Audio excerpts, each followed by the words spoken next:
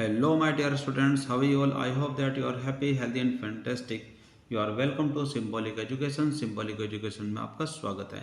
Dear students, हमने अपनी पिछली क्लास में आपकी पोएम नंबर 8 को स्टडी किया जिसका नाम है ऑन किलिंग अ ट्री. यह पोएम आपकी 9th क्लास की इंग्लिश की बुक इंग्लिश बिहाइंड में से ली गई है और आज की इस क्लास के अंदर हम इसी पोएम से जुड़ी हुई क्वेश्चन सीरीज को शुरू करने वाले हैं.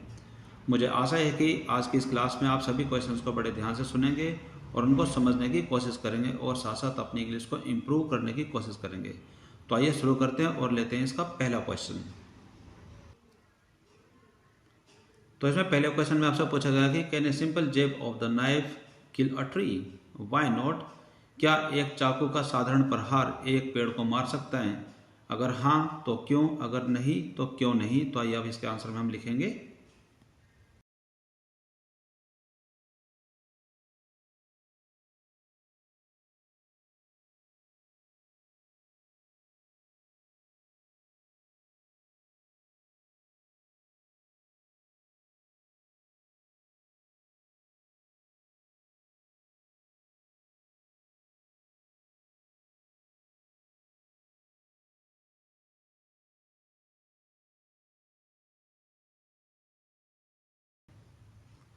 तो पहले क्वेश्चन का आंसर में आप इसमें लिखेंगे कि नो, नहीं.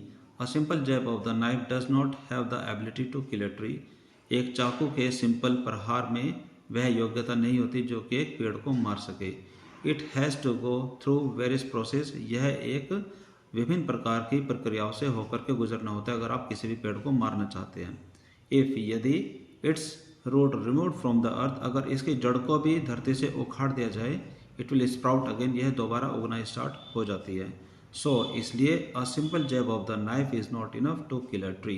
तो इसलिए एक चाकू का जो साधारण प्रहार होता है वो काफ़ी नहीं है किसी पेड़ को मारने के लिए.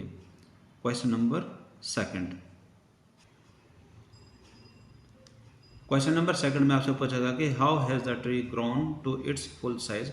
यानी कि जो ये पेड़ है ये किस तरह से अपने पूरे आकार में बड़ा हुआ है. List the word suggestive to its life and activities. कि इस पोएम के अंदर कुछ ऐसे शब्दों को सिलेक्ट कीजिए कि जिससे कि इसकी एक्टिविटीज़ और इसकी लाइफ के बारे में हमें पता चल सके. तो इसके आंसर में आप लिखेंगे.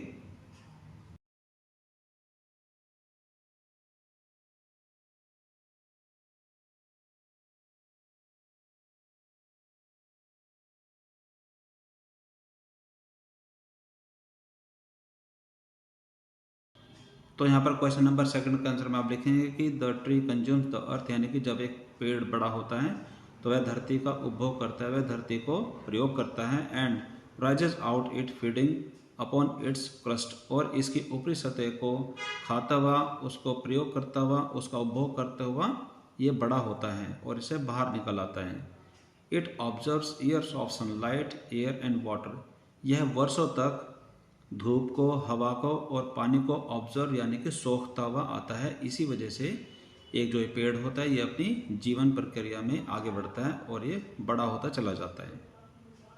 क्वेश्चन नंबर थर्ड में आपसे पूछा गया कि what is the meaning of bleeding bark. यानी कि ब्लीडिंग बार्क से आपका क्या तात्पर्य है. What makes it bleed. और किस चीज़ से इसमें खून निकलता है.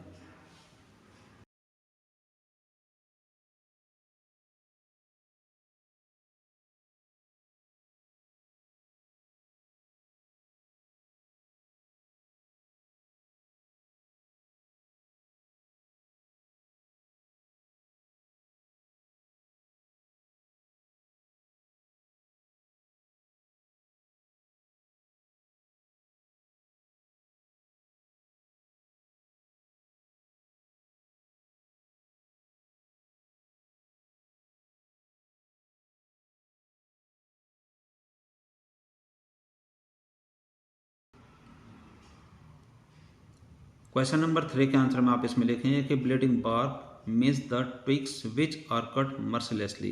यानी कि ब्लीडिंग बार्क का जो वर्ड है, जो शब्द है, यह है उन छोटी छोटी टहनियों को और पेड़ों की ऊपरी सतह को दिया गया है जो कि बहुत ही मर्सिलेसली तरीके से काट दी जाती है, जो कि बहुत ही बुरी तरीके से काट दी जाती है, निर्दयता से काट दी जाती है. आगे आप इसमें लिखेंगे दे लीव अ लिक्विड सब्सटेंस. और जब उनको काटा जाता है तो उसमें से एक तरल पदार्थ बाहर निकलता है.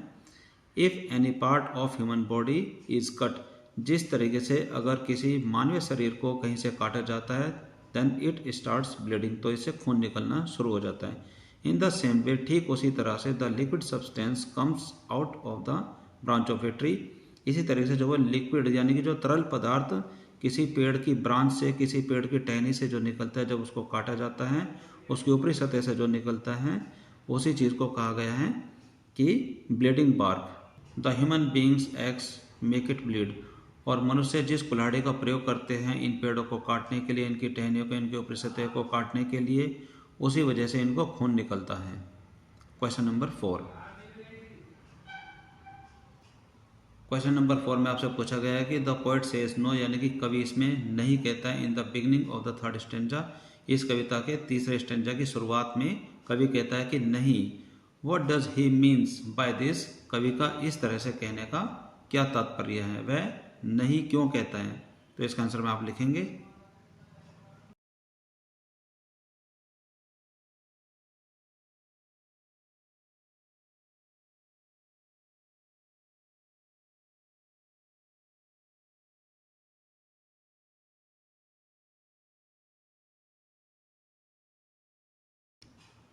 क्वेश्चन नंबर 4 के आंसर में आप इसमें लिखेंगे कि no is use to emphasize the perspective that chopping और hacking will not be enough for killing, यानी कि कवि नहीं इसलिए कहता है कि मात्र इसके टुकड़े करने से, मात्र इसके ऊपर किसी भी चाकू से हमला करने से, चाकू को इसमें चुभाने से इसका कुछ नहीं होगा, कि पेड़ इससे नहीं मरेगा। Question number 5।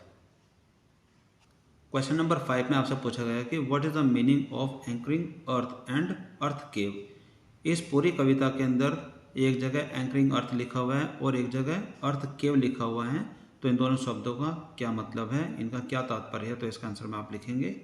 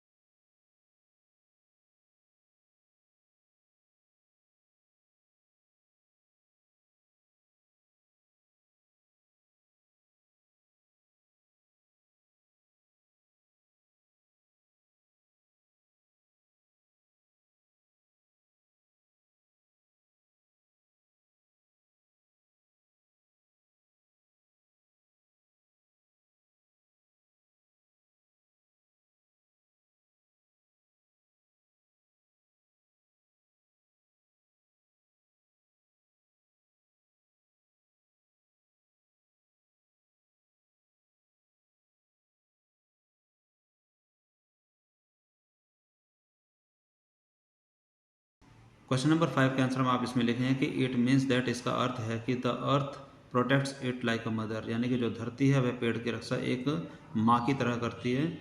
Earth cave implies a whole, यानी कि जो इसमें अर्थ केव जो शब्द है उसका मतलब उस होल से लिया गया है जो कि इसके अंदर रहता है, जिसके अंदर जो पेड़ है उसकी जो जड़ है वो अंदर जा कर के फैलती है।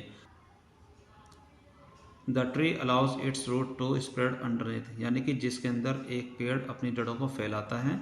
The earth protects it and fosters it, और जो अर्थ है इसकी रक्षा करती है और उसका पालन पोषण करती है।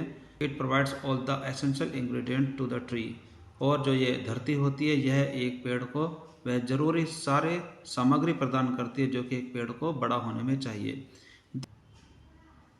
Therefore here are means of these both words, इसी प्रकार से यहाँ पर इसमें इन दोनों शब्दों के अर्थ लिखे हुए हैं। पहला इसमें एंकरिंग अर्थ, इसका मतलब यह है कि द रूट एरिया, वह जड़ का जो क्षेत्र है, where the earth holds it very tightly, यहाँ पर जो धरती है वो उसको बहुत ही कसकर पकड़े रहती है, उस एरिया को हम बोलते हैं एंकरिंग अर्थ। दूसरा जो शब्द है इसमें अर्थ केव, इसका मतलब है कि द होल, यानी कि वह गहरा गड्ढा, where a tree spread its root inside the earth, यानी कि जहाँ पर जो पेड़ है वो अपनी जड़ों को धरती के अंदर फैलाता है, उस एरिया को बोलते हैं अर्थ केव।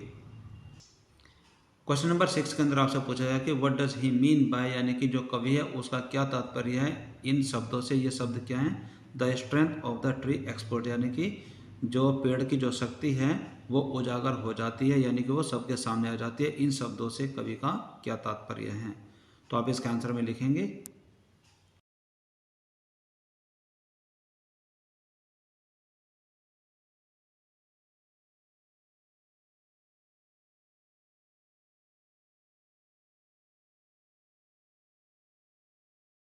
क्वेश्चन नंबर 6 के अंदर जो शब्द आपसे पूछे गए हैं कि the strength of the tree exposed, यानी कि एक पेड़ की जो शक्ति है वह उजागर हो जाती है, वह सबके सामने आ जाती है, उसका खुलासा हो जाता है। तो इसका आंसर में आप लिखेंगे the stem root is the strength of a tree, यानी कि एक पेड़ की जो शक्ति है वो उसकी जड़ होती है, वो उसका तना होती है।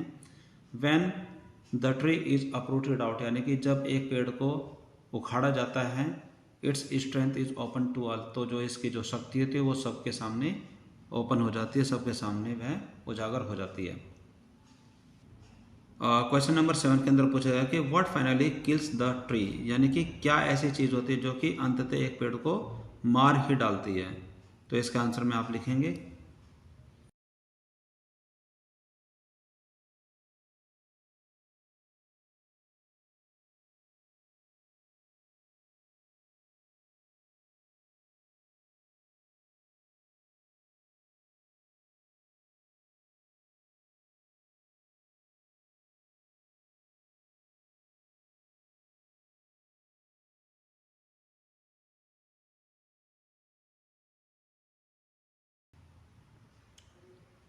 क्वेश्चन नंबर 7 के आंसर में आप इसमें लिखेंगे कि pulling out the tree from the mother earth, यानी कि एक पेड़ को धरती माँ से खींच करके बाहर निकालना। And scorching and choking it in the sun and air kills the tree finally, और इसको बाहर निकाल करके कड़ी धूप में इसको सुखाना और चॉकिंग कर देना, यानी कि ऐसा कर देना कि जैसे कि इसका दम घुट जाएगा, यह ड्राई हो जाएगा, यह सूख जाएगा in the earth and air, और धूप में और हवा में ये बाहर आकर के सूख जाएगा। तो यह सारी प्रक्रिया एक पेड़ को पूरी तरीके से मार डालती है। Kills the tree finally, it becomes brown, तो ऐसा करने से यह ब्राउन हो जाता है, ड्राई हो जाता है, एंड गेट्स हार्ड, और ये बहुत ही सख्त हो जाता है। इवेंचुअली अ ट्री डाइज, और अंततः एक पेड़ मर जाता है, उसकी हत्या हो जाती है। सो माय डियर स्टूडेंट्स, आज के इस क्लास के अंदर हमने इस कविता से जुड़े हुए क्वेश्चन सीरीज को पूरा किया है। आई होप कि आपने सारे क्वेश्चंस को ध्यान से सुने होंगे और उनको समझने की कोशिश की होगी, और साथ साथ अपने इंग्लिश को इम्प्रूव करने की कोशिश की होगी। तो आज की क्लास में सिर्फ इतना ही। अब हम मिलेंगे हमारी अगली क्लास में with any topic, with any chapter. Till then take care, bye bye, have a nice day.